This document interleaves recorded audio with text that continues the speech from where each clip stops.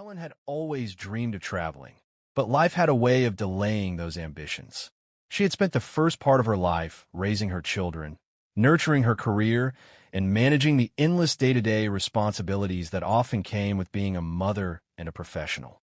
There were always more pressing matters to attend to: the kids' school events, their extracurricular activities, her work deadlines, the bills to pay, the house to maintain, and the ever-growing list of obligations that life seemed to throw at her.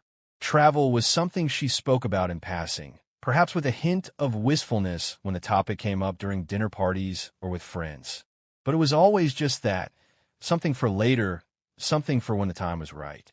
By the time Helen retired, at the age of 72, she had already lived a rich, full life, but there was still a sense of unfulfilled longing within her.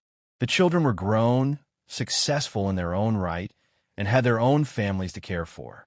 She was no longer bound by the daily responsibilities of work or home.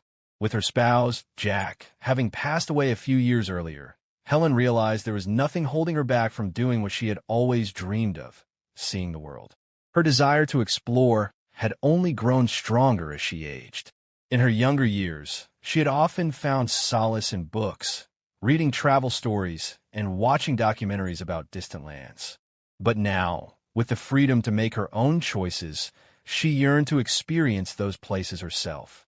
The problem was that she wasn't sure how to go about it. Traveling as a retiree, especially when you're in your 70s, can feel daunting. There are so many things to consider: health, safety, comfort, and not to mention the unfamiliarity of it all. Would she be able to keep up with the physical demands of long flights, changing time zones, and navigating foreign cities? Could she really enjoy traveling in a way that would feel rewarding and fulfilling, rather than overwhelming or exhausting? Helen decided to start small. She sat down with a cup of tea one chilly autumn afternoon, opening up her laptop and beginning her research. Her first priority was safety. Traveling abroad at her age meant a greater chance of health issues arising, so she needed to understand how to manage her health while away from home. She started with researching the best travel insurance plans for seniors. Helen wasn't under any illusion that nothing could go wrong, so she wanted to make sure she had proper coverage in case of an emergency. She was meticulous about this. She read through policy after policy, comparing what each one covered: emergency medical evacuation, trip cancellation, lost luggage, and more. It was a bit overwhelming, but she felt reassured that she could handle it as long as she took the time to properly plan. Next, Helen thought about her health. She had always been relatively healthy, but now, in her 70s, she knew she had to be more mindful. She scheduled a visit to her doctor for a full checkup.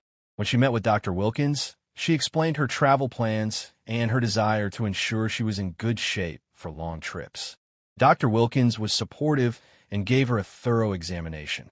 They talked about managing her blood pressure, ensuring she had enough medication for her trip, and the importance of staying active to prevent stiffness and improve circulation. The doctor also recommended that Helen consult a nutritionist before traveling to make sure she was eating the right foods that would help her maintain energy throughout her journey. Helen also thought about the practical aspects of travel. She had always been the type to plan ahead. It gave her a sense of control and peace of mind. One of the things that worried her most was the long flight to Europe. Sitting in a cramped airplane seat for hours was something she had never really enjoyed in the past. And now, with a few more years on her body, it didn't sound like a lot of fun. So, she made sure to book a direct flight to minimize her travel time. She also requested a seat with extra legroom, something she had learned was available for people with special needs. She wasn't sure if she qualified as a special needs traveler, but when she mentioned her age and the fact that she had a bad back, the airline was more than happy to accommodate her. With her health and travel insurance sorted, Helen focused on her destination. She had always wanted to visit Italy, a place that seemed full of history, culture, and beauty. Rome, Florence, and Venice. These were cities she had read about and dreamed of seeing. But she also understood that, at her age, traveling solo might not always be the best idea. Helen had never been much for group tours, preferring to go at her own pace. But this time, she realized she would need some extra help. She decided to book a tour specifically designed for senior travelers. These tours promised a more relaxed pace, small group sizes, and an experienced guide who could offer support and handle logistics. The tour company had glowing reviews from other older travelers, and she felt confident that it would be the right choice for her. As Helen clicked the Book Now button, she felt a rush of excitement. The trip was finally happening, but there was still one big challenge left: packing. Packing for a trip was always a daunting task, but this time, it was even more important. She had to be strategic about what to bring: clothing for different weather conditions, medications, essential documents, and, of course, a few things for comfort like her favorite pillow and a good book to read on the plane. She had to be careful about how much she packed, not wanting to carry too much, but she also didn't want to forget anything crucial.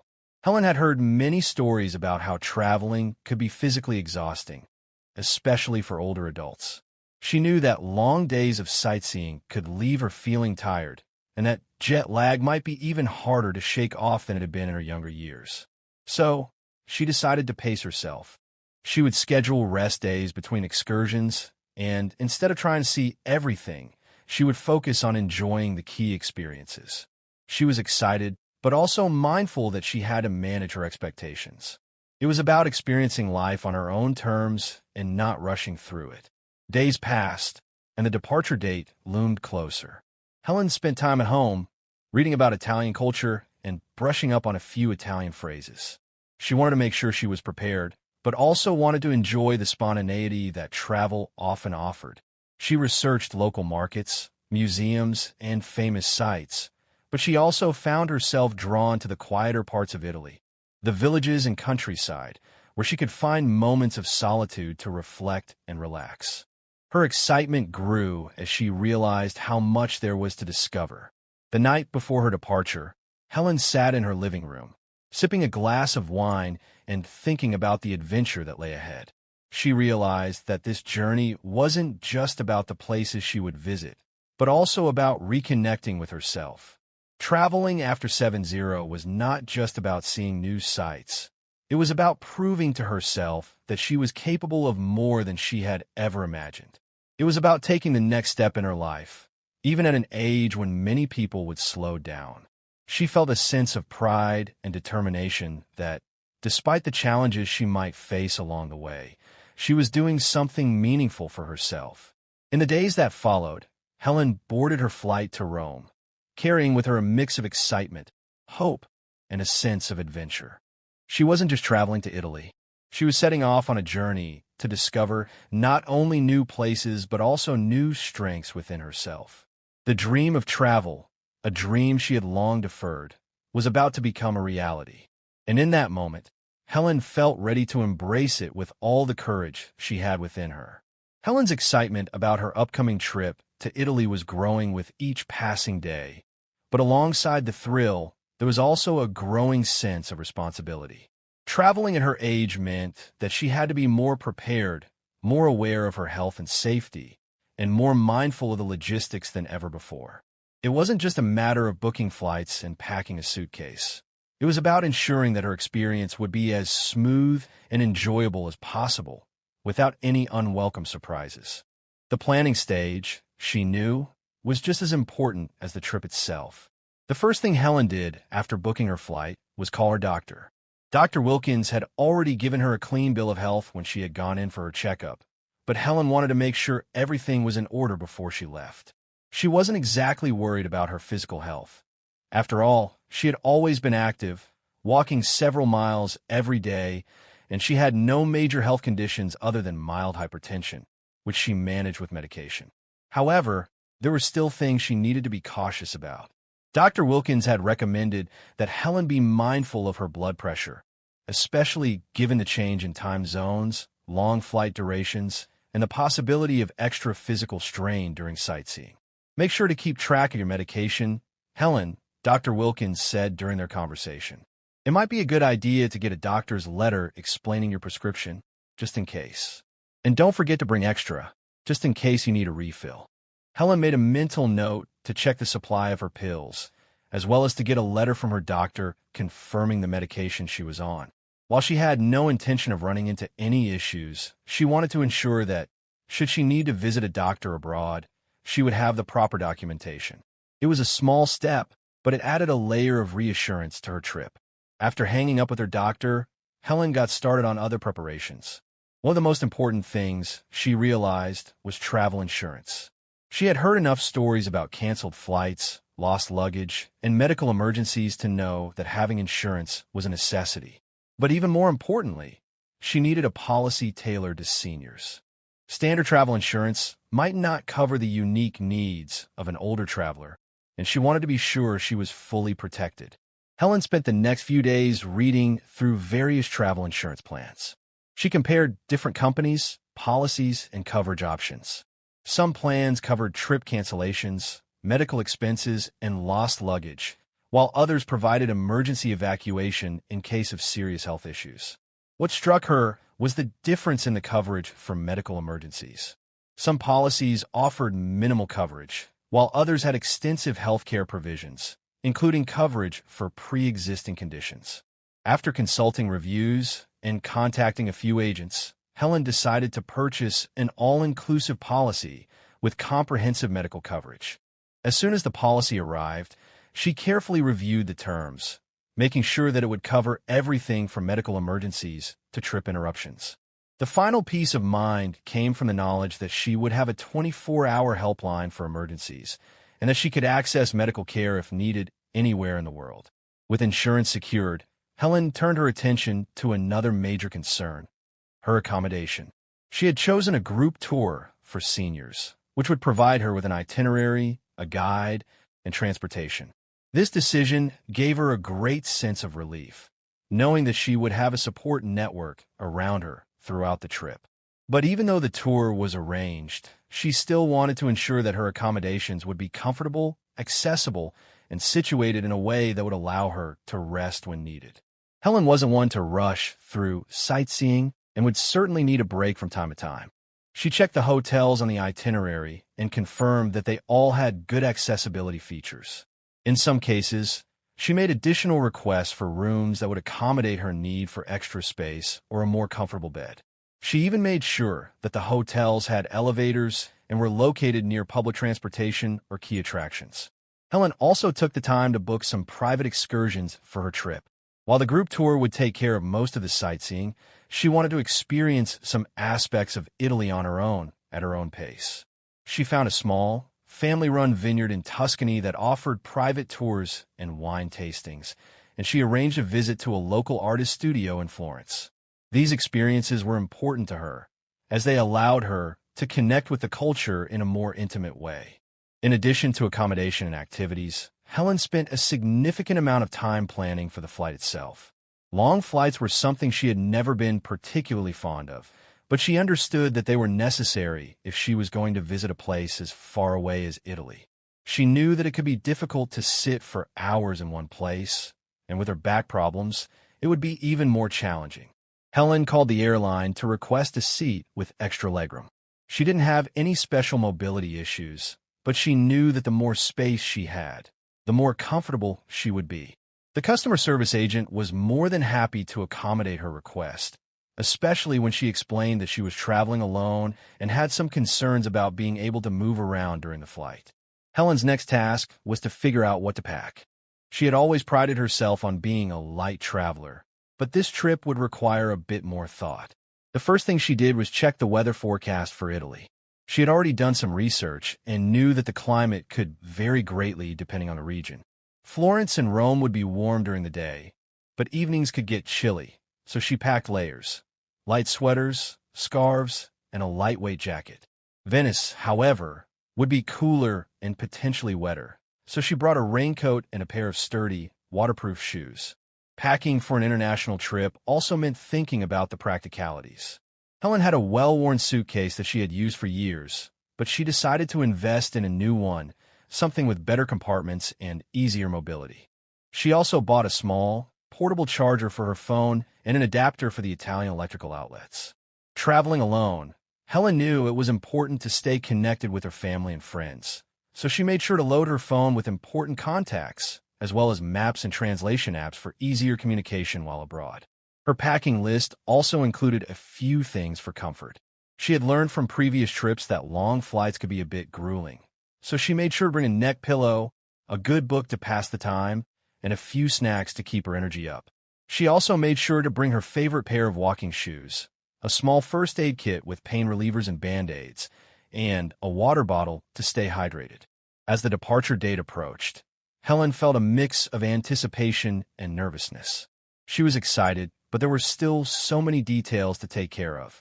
She made sure to set up her home for her absence, arranging for a neighbor to pick up her mail and check in on her house. She contacted her bank to notify them of her travel plans, ensuring that her credit cards would work without any issues abroad. She also made copies of her passport, flight itinerary, insurance policy, and emergency contacts, leaving one set at home and taking the other with her. The night before her departure, Helen stood in front of her suitcase, carefully checking off the final items on her packing list. She had packed everything she needed, and yet the excitement she felt was almost overwhelming. She was going to Italy to see the art, the architecture, the landscapes, and, most of all, to experience the life she had always dreamed of. It was a new chapter, a new adventure. As she sat down to rest before going to bed, she thought about everything she had learned in the last few weeks. Preparing for a trip like this was no small feat. It required thoughtfulness, planning, and preparation. But most importantly, it required a willingness to embrace new experiences. Helen was ready. She was ready for the challenges, the surprises, and the joys that traveling would bring. She closed her eyes, feeling a sense of peace. Tomorrow, the adventure would begin. Helen had always imagined what it would be like to travel through Italy. The cobbled streets of Rome, the grand art museums of Florence, the canals of Venice, all of it had been in her mind's eye for years, a dream she never thought she would fulfill. But now, at the age of 73, she was finally on her way.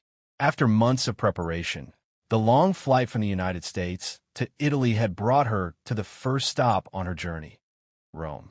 Stepping off the plane, the air felt different, warm, humid, and full of the smells of coffee, fresh bread, and the faint tang of history. The excitement she had felt before her departure was now mixed with a reality that she had not anticipated. It was all real, and she was here, alone in this foreign city.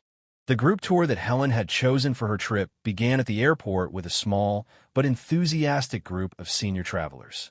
The guide, a friendly woman named Chiara, introduced herself and spoke in a gentle, reassuring voice, which immediately put Helen at ease.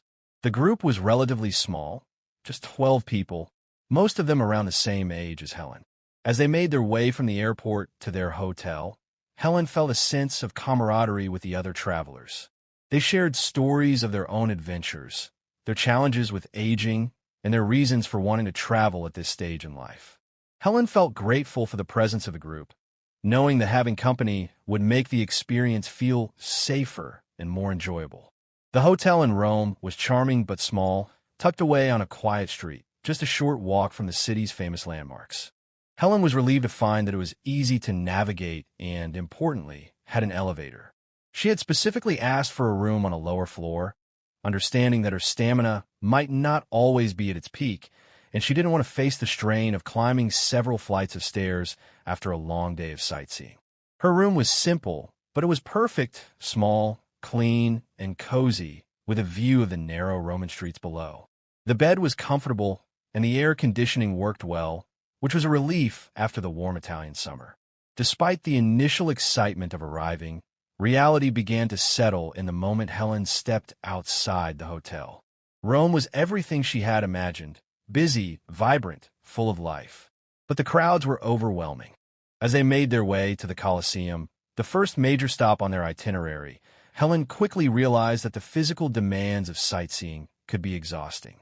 The heat of the day added to the fatigue, and she found herself struggling to keep up with the rest of the group.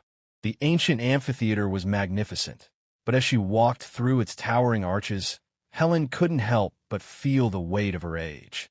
Her knees ached, her back felt stiff, and she was starting to wonder if she had overestimated her ability to keep up.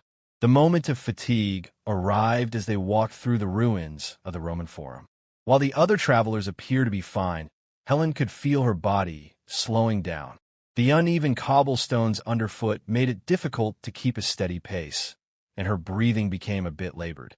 The heat of the midday sun was unforgiving, and Helen began to feel overwhelmed. She pulled Kiara aside, explaining that she needed a short break. Kiara, ever understanding, offered to guide her to a nearby bench under a shady tree, where she could sit and rest. It was a relief to take a moment to catch her breath. As Helen sat there, watching the rest of the group explore the ruins, she realized that pacing herself was going to be the key to enjoying her trip. After a short rest, she joined the group again, but this time, she made a mental note to take it slower, to listen to her body, and not try to keep up with others if it wasn't possible. This would be a challenge, Helen knew, but it was an important lesson. She was not as young as she used to be, and she had to respect her limits. It wasn't about missing out on the experiences. It was about savoring them at her own pace, without pushing herself too hard. The following day, they visited the Vatican museums and St. Peter's Basilica. Helen, despite her earlier fatigue, was determined to not let the pace of the tour stop her from experiencing the beauty of the art and the grandeur of the basilica. But the crowds in the museums were thick and overwhelming, and Helen found herself caught in a sea of people, constantly jostled by tourists rushing from one exhibit to another. She could feel the strain in her legs as they walked from one gallery to the next, and her mind began to wander. She started wondering if there was a way to enjoy these places without feeling so exhausted. The museum was breathtaking, but the noise and the press of people made it hard to focus on the art. She found herself wishing for a quieter, more peaceful environment, where she could take in the beauty at her own pace. At St. Peter's Basilica, the sheer size and majesty of the space left her in awe. She marveled at the towering columns, the intricate mosaics, and the grandeur of the altar. Yet, she couldn't help but notice that she was growing increasingly tired. The last stretch of the tour was a visit to the Sistine Chapel, which involved standing for a long period of time while trying to take in the magnificence of Michelangelo's ceiling. By the time the group left the chapel, Helen was more than ready to sit down. She had been on her feet for hours, and her knees were aching. That evening, after a late lunch and some time to rest, Helen reflected on the day. It had been wonderful to see these iconic sights, but it had been physically demanding. She realized that, in the future, she would need to adjust her approach to these types of outings. She needed to allow for more time to rest, perhaps even consider skipping certain parts of tours that were too intense for her. The idea of sitting on a bench and taking in the surroundings, rather than rushing through the sights, began to seem much more appealing. Over the next few days, Helen adjusted her expectations. She took fewer photos, focused more on appreciating the moment, and spent more time resting when needed. One of the most enjoyable days was a visit to a small vineyard outside of Florence. The tour was relaxed, and the landscape was breathtaking. Helen felt completely at ease as she walked slowly through the vineyard, taking in the rolling hills and the sound of birds chirping in the distance. The wine-tasting session was relaxed and fun, and Helen found herself striking up a conversation with the other travelers in the group. For the first time since arriving, she felt truly present and at peace. The experience reminded her that it wasn't always about rushing through a list of must-see attractions. Sometimes, the most beautiful moments came from simply soaking in the atmosphere and connecting with the people around you. In Venice, Helen's days were filled with leisurely boat rides through the canals, visits to quaint shops, and sitting in cafes watching the world go by. The pace was slower, and the landscape was more manageable for Helen's energy levels. She loved wandering through the narrow streets, finding hidden courtyards and tiny gelato shops. Venice felt like a place where time slowed down. She found herself thinking that this was the kind of travel she had always dreamed of, the kind of experience where she didn't feel pressured to keep up with the schedule.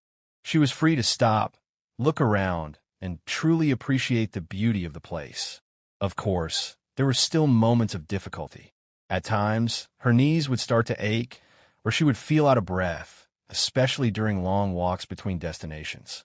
But she had learned to manage these moments, to take things one step at a time, and to remind herself that there was no need to rush.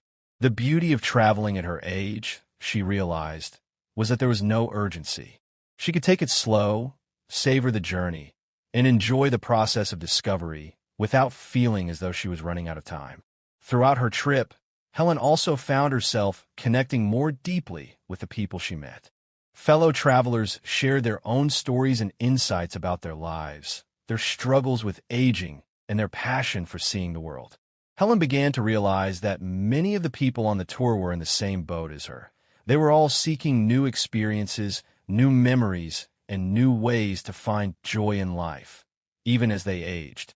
By the end of her journey, Helen had learned something important. Traveling at 73 was not about proving something to herself or others.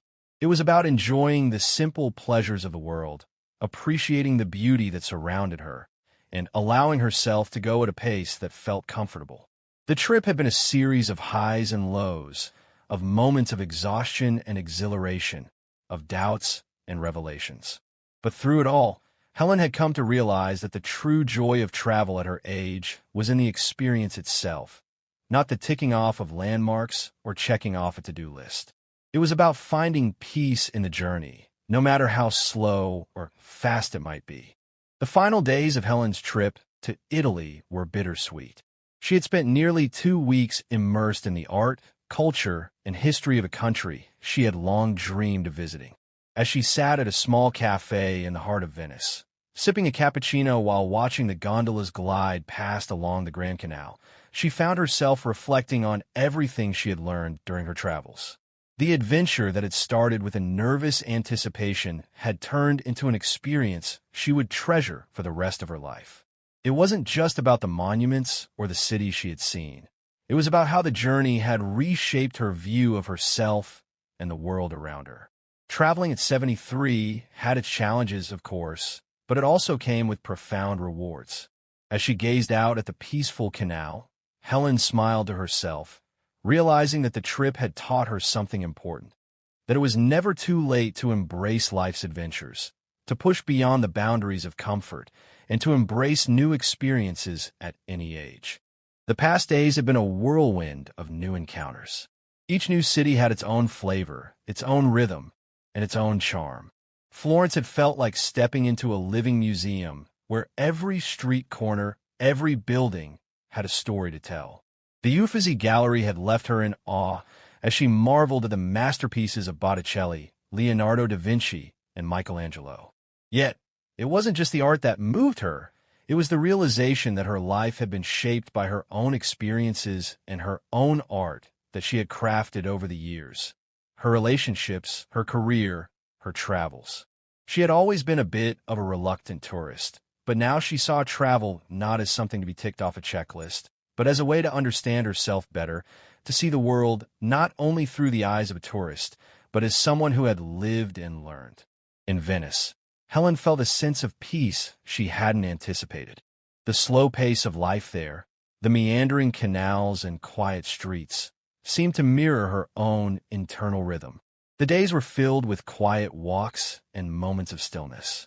She had taken a leisurely gondola ride with a couple from Australia, and though the waterway was busy with tourists, the quiet serenity of gliding past centuries-old buildings had left her feeling truly connected to the place. It was in those small moments, the time spent sitting by a canal watching the reflections ripple in the water, or enjoying a leisurely meal at a small trattoria, that Helen had found the true meaning of travel. It was not in the rush to see everything, but in taking the time to truly experience each moment, no matter how simple or ordinary it seemed. One morning, after a late breakfast at the hotel, Helen decided to visit the Rialto market by herself. She had grown accustomed to the busy streets, and while she had initially found the crowds overwhelming, she now moved through them with a sense of ease. The market was a flurry of activity, with vendors shouting about fresh seafood, baskets of colorful fruits, and baskets of aromatic herbs. Helen marveled at the hustle and bustle of it all. In a way, it felt like a microcosm of life itself. Constantly moving, constantly changing. She paused to admire a display of Venetian lace, marveling at the craftsmanship that went into it. She couldn't resist buying a delicate lace handkerchief as a souvenir, something that would serve as a reminder of this special trip. As Helen wandered further into the market, she found herself talking to an elderly man who was selling local olive oil. He was in his late 70s and had lived his entire life in Venice. They struck up a conversation, and he shared stories of the city's past, his memories of the canals, and the changing face of Venice over the years. It was in this conversation that Helen realized how much her own perspective had changed. Here she was, an older woman, traveling alone in a foreign country, speaking with a man who had lived through war, through economic hardship, through decades of change. It struck her how much shared wisdom there was in people of her age, how much they had seen, how much they had lived. Traveling at this stage in life wasn't just about seeing new places, it was about connecting with the stories of the people around her, sharing experiences, and learning from one another. The conversation with the olive oil vendor stayed with Helen as she returned to her hotel to pack for the next leg of her journey. She thought about how her trip had been full of small, personal moments like that, conversations with strangers that deepened her understanding of the world and her place in it. It was easy to get caught up in the superficial aspects of travel, the sightseeing, the restaurants, the souvenirs, but the true treasures were the connections she had made, the lessons she had learned, and the joy she had found in taking things slow, in not rushing, and in listening more than she spoke. Back at her hotel, Helen packed her suitcase for the final time. She had already arranged for a taxi to take her to the airport the next morning, and the thought of returning home began to settle in. She had thoroughly enjoyed her time in Italy, but she also knew it was time to go back to her life, to the familiar comfort of home and family. As much as she had loved the journey, she had also learned that the most meaningful part of travel was how it allowed her to appreciate the life she had built for herself. Her final evening in Venice was spent at a quiet cafe near Piazza San Marco. The square was crowded with tourists, but as Helen sat with a glass of wine, she felt a sense of contentment wash over her. It had been an unforgettable trip, but more than that, it had been a reaffirmation of something she had been slowly realizing for years. That age, while it may come with certain limitations, also brings with it a deeper understanding of life. She had learned to let go of the expectations that had once burdened her, to enjoy the present moment, to accept herself and her body as they were. It wasn't about conquering the world anymore. It was about enjoying the journey, step by step. The following morning, as she sat in the taxi on her way to the airport, Helen found herself thinking about her return home. She wasn't sure what to expect when she got back. The world would continue without her in it. Life would go on, and yet she felt as though something within her had changed. Her trip to Italy had allowed her to see the world through new eyes, but more importantly, it had allowed her to see herself differently. She wasn't just the woman who had spent her years working, raising her family, and managing her home. She was a traveler, an explorer, a woman with stories to tell and experiences to share. The world, she realized, was not something to be feared as she grew older. It was something to be embraced. As the plane ascended from Venice's Marco Polo airport, Helen pressed her face against the window, looking out over the sprawling city and the shimmering water below. Italy had been everything she had hoped for, and more. It had tested her in ways she hadn't expected, but it also brought her an immense sense of satisfaction. She had learned to move at her own pace, to listen to her body, to embrace her limitations, and to appreciate the simple joys of life. In the end, Helen understood that traveling after 70 wasn't about proving anything. It was about embracing the fullness of life, about enjoying each moment, and about accepting the beauty of the journey, regardless of where it took her. And as the plane headed back home, she realized that the adventure was far from over. It was just the beginning of a new chapter,